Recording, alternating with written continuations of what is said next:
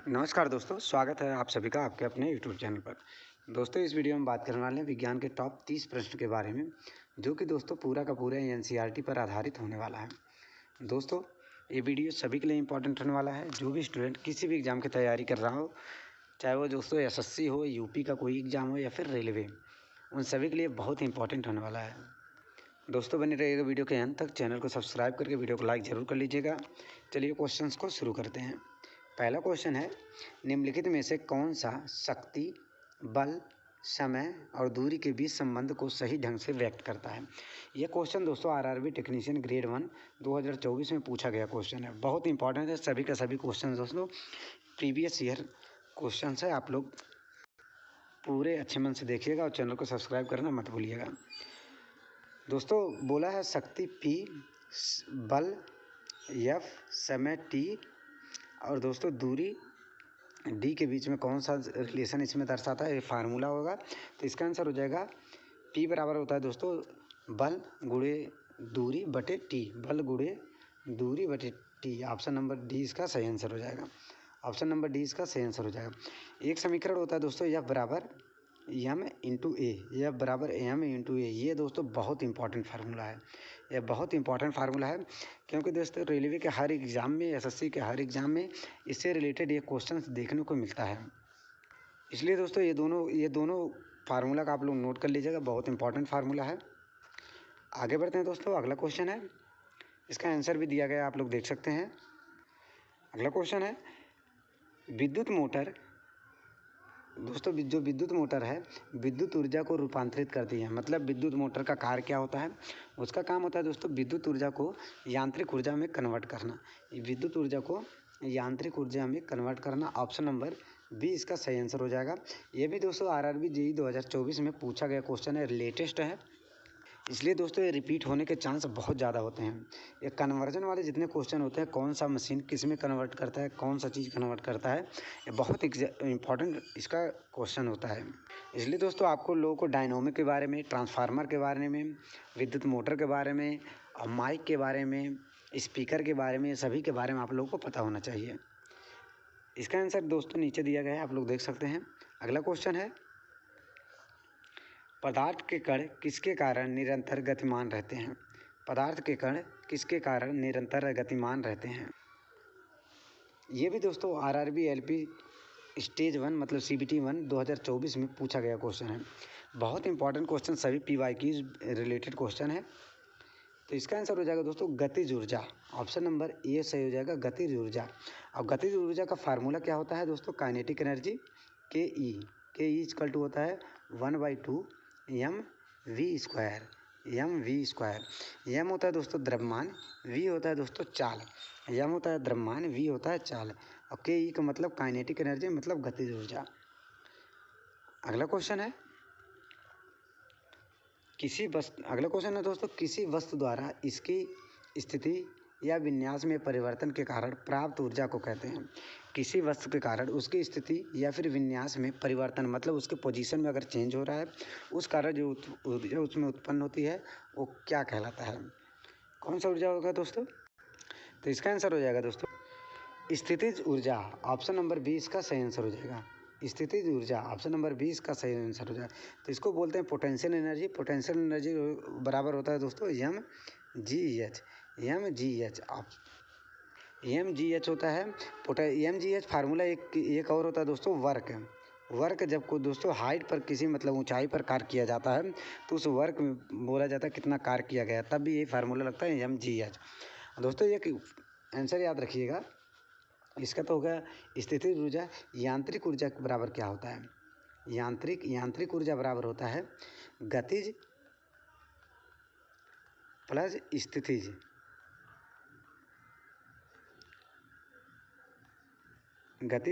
स्थितिज ऊर्जा। इन दोनों को योग को बोला जाता है दोस्तों यांत्रिक ऊर्जा। याद रखिएगा, बहुत इंपॉर्टेंट है यह क्वेश्चन दोस्तों रेलवे में हमेशा पूछा गया है, बहुत बार पूछा गया दोस्तों। आप कोई भी किसी भी ईयर का क्वेश्चन पेपर उठा लीजिएगा, किसी भी एग्ज़ाम का, चाहे वो ग्रुप डी हो, चाहे आरपीएफ हो या लोको पायलट टेक्नीशियन, कोई भी एग्ज़ाम हो, इसमें आप ये क्वेश्चन आप लोग देख सकते हैं, मिल जाएगा आप लोग को। अगला क्वेश्चन है, आंसर आप लोग को नीचे दिख रहा होगा। अगला क्वेश्चन है दोस्तों, मोटर कार द्वारा प्रति एकांक समय में किया गया कार्य कहलाता है। यह भी क्वेश्चन दोस्तों आरआरबी एआरपी सीबीटी 1 स्टेज 1 2024 में पूछा गया क्वेश्चन है। और ये भी दोस्तों नवंबर में पूछा गया था। तो इसका आंसर हो जाएगा शक्ति। ऑप्शन नंबर ए इसका सही आंसर हो जाएगा शक्ति। क्या बोला? मोटर द्वारा प्रति एकांक प्रति समय में किया गया कार्य क्या कहलाता है? उसको शक्ति बोला जाता है। और ये यहाँ से ये क्वेश्चन बनता है दोस्तों, एक हार्स पावर 1 HP बराबर कितना होता है? 746 वाट। एक हार्स पावर मतलब एक अश्वशक्ति बराबर होता है 746 वाट। ये बहुत इंपॉर्टेंट क्वेश्चन है, बहुत इंपॉर्टेंट क्वेश्चन है दोस्तों। वन लाइनर के फॉर्म में आप लोग इसको याद रखिएगा। अगला क्वेश्चन है, बहुत इंपॉर्टेंट क्वेश्चन है दोस्तों। क्वेश्चन है, निम्नलिखित में से कौन सा या फिर कौन से कथन ऊर्जा संरक्षण के नियम को संदर्भित करता है या फिर करते हैं? आरआरबी एलपी सीबीटी 1 2024 का गर्मा गर्म क्वेश्चन है, पूछा गया क्वेश्चन है। 2 कथन दिया गया दोस्तों, फर्स्ट और सेकंड को। कथन क्या कहता है दोस्तों? ऊर्जा को एक रूप से दूसरे रूप में परिवर्तित किया जाता है। बिल्कुल सही बोला गया है। ऊर्जा को एक रूप से दूसरे रूप में परिवर्तित किया जाता है। और दूसरा बोला है दोस्तों, ऊर्जा का ना तो निर्माण किया जा सकता है और ना ही इसे नष्ट किया जाता है। ये भी बिल्कुल सही कहा गया है। मतलब दोस्तों दोनों कथन बिल्कुल सही है, दोनों कथन बिल्कुल सही है। तो इसका आंसर हो जाएगा दोनों कथन, मतलब ऑप्शन नंबर ए इसका सही आंसर हो जाएगा। ऑप्शन नंबर ए इसका सही आंसर हो जाएगा। ऑप्शन नंबर ए इसका सही आंसर हो जाएगा। अगला क्वेश्चन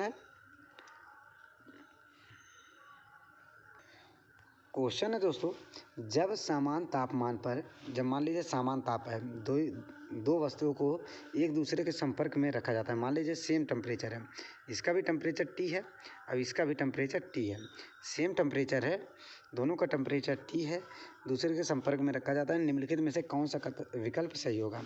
ये आरआरबी एलपी सीबीटी 2 का क्वेश्चन है दोस्तों। बहुत ही आसान क्वेश्चन है लेकिन थोड़ा ट्रिकी है। आप लोग अगर शांत दिमाग से देखेंगे, सोचेंगे, तभी इसका आंसर कर पाएंगे। बोला है दोस्तों, ऊष्मा वस्तु 2 से वस्तु 1 में आंतरित होता है। ऐसा नहीं होगा दोस्तों। ऊष्मा वस्तु 1 से वस्तु 2 में आंतरित होगा, ये भी नहीं होगा।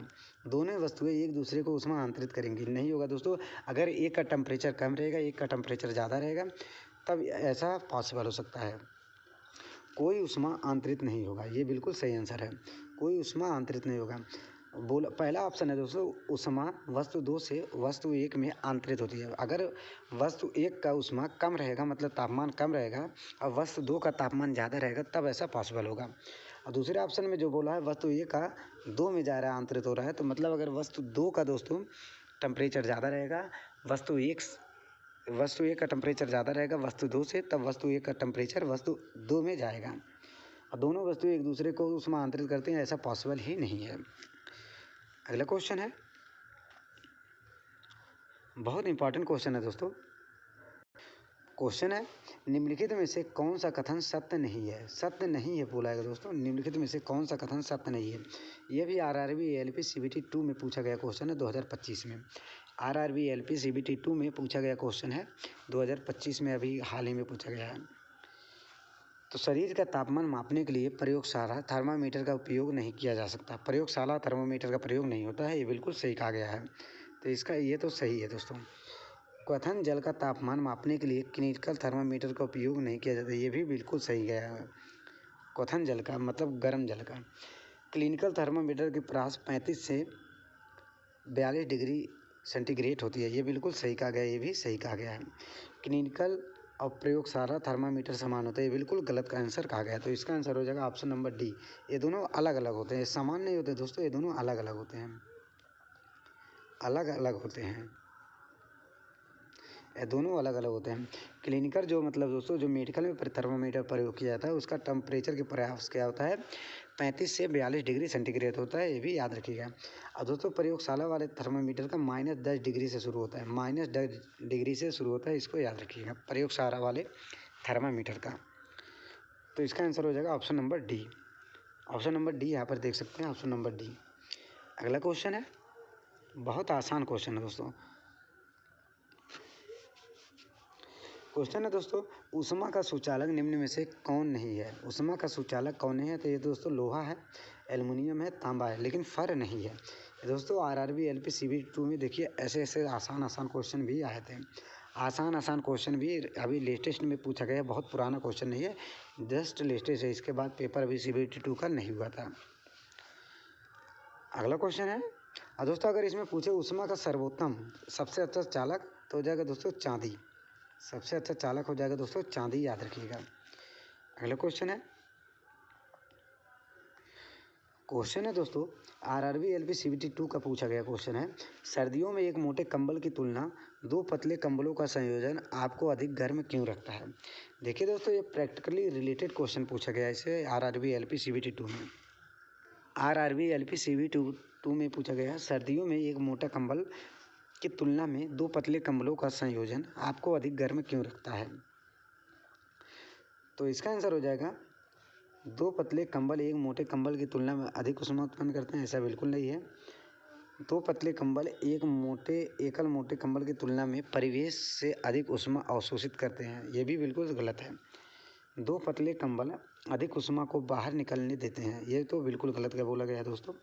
दो कंबल वायु की एक अतिरिक्त रोधी परत बनाते हैं जिसमें ऊष्मा हानि कम होती है, बिल्कुल सही कहा गया। ऑप्शन नंबर डी इसका सही आंसर होगा। ऑप्शन नंबर डी इसका सही आंसर होगा। ऑप्शन नंबर डी इसका सही आंसर है। आयोग द्वारा भी इसको सही माना गया था, आयोग द्वारा भी इसको सही माना गया था, ये याद रखिएगा। अगला क्वेश्चन है, देखिए आंसर दिया गया है। अगला क्वेश्चन है, ये भी दोस्तों आरआरबी एएलपी सीबीटी 2 में पूछा गया क्वेश्चन है, निम्नलिखित में से कौन सा कथन गलत है? मतलब दोस्तों 3 कथन सही है, ये कथन इसमें गलत कहा गया है। तो पहला कथन है दोस्तों, गर्म रेत पर पैरों का जलना चालन द्वारा ऊष्मा अंतरण का उदाहरण है, ये बिल्कुल सही है, ये तो सही बोला गया है। ठोसों में ऊष्मा अंतरण समांतर चालन के माध्यम से होता है, ये भी बिल्कुल सही है। तीसरा है दोस्तों, चालन गर्म निकाय से ठंडे निकाय में ऊष्मा अंतरण प्रक्रम है, गर्म निकाय से ठंडे, बिल्कुल ये भी सही का बोला गया है। तो डी वाला अपने आप बिल्कुल सही आंसर हो जाएगा, मतलब गलत हो जाएगा। बोला चालन ऊष्मा अंतरण का वह प्रक्रम है जिसमें ऊष्मा अंतरण के लिए किसी माध्यम की आवश्यकता नहीं, तो गलत बोला गया दोस्तों, तो ये गलत वाला ही पूछा था। तो इसका आंसर हो जाएगा option number D. Option number D यहाँ पर नीचे देख सकते हैं, ऑप्शन नंबर डी बिल्कुल सही आंसर बोला गया है। अगला क्वेश्चन है, बहुत इंपॉर्टेंट क्वेश्चन है दोस्तों, very very important question. 27 degree centigrade को केल्विन पैमाने में परिवर्तित करने पर कौन सा विकल्प सही होगा? तो डिग्री सेंटीग्रेड को दोस्तों केल्विन में अगर बदला जाता है तो क्या करते हैं, तो 273 प्लस करते देते हैं, 273 प्लस कर देते हैं। तो 273 में 27 प्लस करेंगे तो हो जाएगा दोस्तों 300 degree kelvin, 300 kelvin. Option number A इसका सही आंसर हो जाएगा, 300 केल्विन। अगर यही दोस्तों अगर केल्विन की जगह दोस्तों फ़ारेनहाइट दिया होता, फ़ारेनहाइट दिया होता तो फार्मूला क्या होता, 5/C/5 बराबर F माइनस 32/9, ये फार्मूला का यूज करके निकालना होता। C/5 बराबर F माइनस 32/9। ये दोस्तों फार्मूला नोट कर लीजिए, यहाँ से क्वेश्चन बनता है। अगला क्वेश्चन है दोस्तों, प्रयोगशाला थर्मामीटर में सामान्य ताप परिसर कितना होता है? देखिए अभी ऊपर पूछा गया था दोस्तों क्लिनिकल का कितना होता है, 35 से 42 डिग्री सेंटीग्रेड क्लिनिकल का होता है, और प्रयोगशाला का होता है -10 डिग्री से 110 डिग्री तक, -10 डिग्री से 110 डिग्री तक होता है प्रयोगशाला वाला। ये होता है दोस्तों क्लिनिकल, मतलब क्लिनिकल, ये होता है क्लिनिकल का मतलब जो मेडिकल में प्रयोग किया जाता है थर्मामीटर। अगला क्वेश्चन है, निम्नलिखित में से किस एसआई मात्रक का उपयोग ऊष्मागतिक ताप के मापन में किया गया है? ये दोस्तों आरपीएफ कांस्टेबल में मतलब तापमान का मात्रक पूछा है, मतलब दोस्तों ऊष्मा का मात्रक पूछा है दोस्तों, ये हो जाएगा केल्विन। ऊष्मा का मात्रक हो जाएगा दोस्तों, एसआई का मात्रक पूछा है, एसआई मात्रक हो जाएगा केल्विन। अगला क्वेश्चन है, बहुत इंपॉर्टेंट क्वेश्चन है, जो हमने दोस्तों फार्मूला जो बताया था उसी पे रिलेटेड क्वेश्चन आरपीएफ कांस्टेबल में पूछा गया क्वेश्चन है।